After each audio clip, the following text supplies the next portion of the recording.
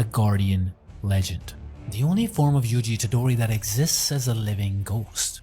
And if the modern generation of sorcerers in Modulo didn't have this version of Yugi watching from the shadows, the new threats from the outer domains would have wiped out humanity in a single week. We see the weight of this form in the official Modulo era, decades after the Shinjuku incident. In this form, Yugi doesn't look like the 15-year-old kid we knew. He's much older now, appearing as a man in his late 80s. But because of the physiological changes from the death paintings and Sukuna's lingering energy, he still possesses the physical frame of a man in his prime. He has a calm, weathered face, and his hair has turned a striking silver white. But here's the most important part of his design. He has shed the monstrous, red-scaled arms from the Shinjuku War. Instead, his arms are now etched with refined black markings that wrap around his forearms like permanent seals.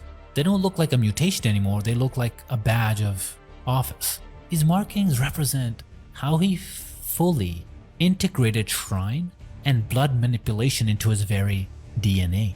In this form, he doesn't just rely on punches anymore.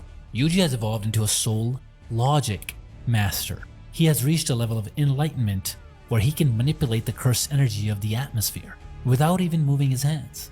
He's no longer a vessel for a curse, he's the vessel for the world itself.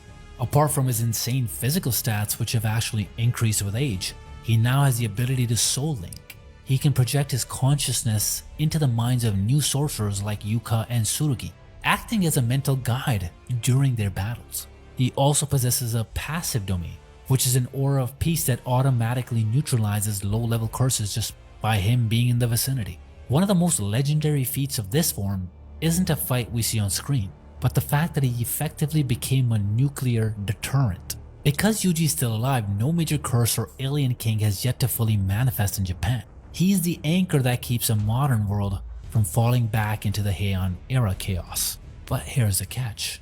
This form is a paradox. Yuji is technically immortal because his soul is too stable to pass on, but he's also the most human character in the series. Just imagine what would happen if Yuji ever decided to stop being a guardian. Without his soul logic keeping the balance, the entire Modulo era would collapse under the weight of its own curse energy.